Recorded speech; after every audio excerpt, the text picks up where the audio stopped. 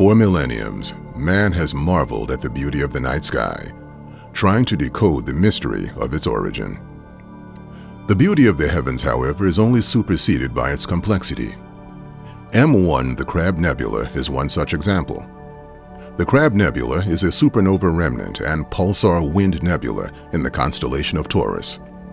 The nebula is 6,523 light-years from Earth and has a magnitude of 8.4.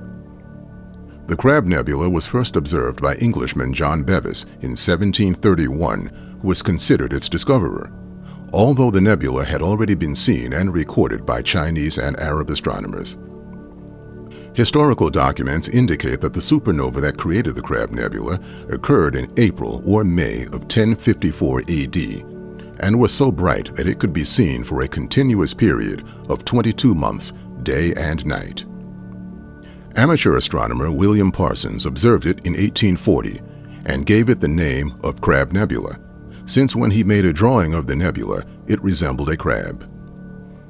The Crab Nebula was rediscovered in 1758 by Charles Messier and is presently part of the Messier catalog.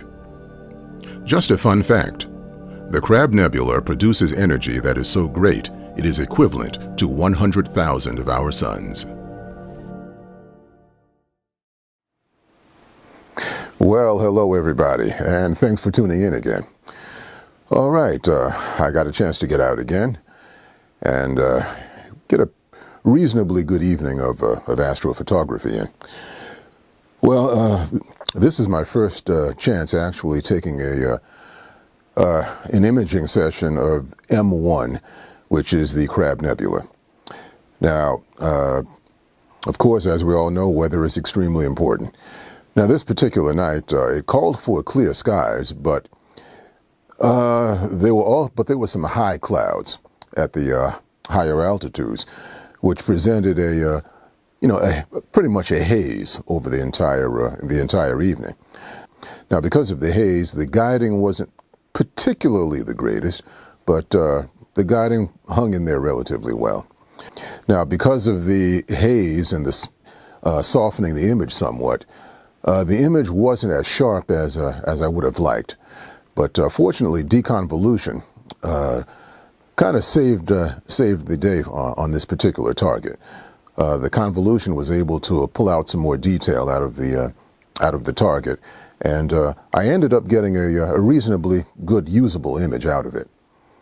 All right, I used the ZWO 183MC Pro as my imaging camera, and see, that's a 20 megapixel camera, so that it gives me some pretty good detail. I'm relatively impressed with it. I've had it for a few months now, and I enjoy using it. I was able to get 63-minute exposures in on the Crab Nebula, and I did all of my stacking as usual in Astrophotography Tool. Now, what I like to do with Astrophotography Tool, it has the feature where you can extract the HA and the O3 from a one-shot color camera image, and that's pretty much what I did. I also created a luminance channel within Astrophotography Tool as well. Now, I could have done that in PixInsight, but I tend to just go ahead and do that in Astrophotography Tool, and that works out pretty well for me.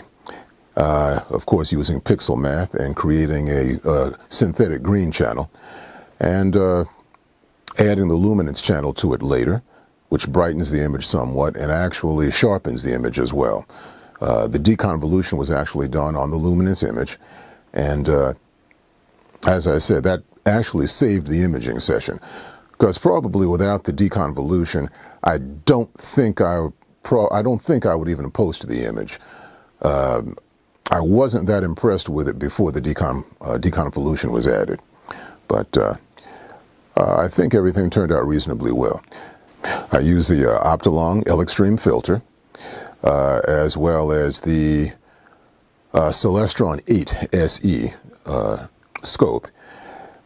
This particular target is a relatively small target, so I needed as much magnification as I could on this, and the Celestron 8 SE is 2,000 millimeters, and of course with the 0.63 focal reducer, that gives me a total of 1,200 and I believe 60 millimeters of magnification on that. So that worked out pretty well. Okay, well, that's about all I have for this particular video. And now, here is the finished image of the Crab Nebula M1. And if you've enjoyed this video, as usual, please don't hesitate to comment, like, and please subscribe. All right, until next time.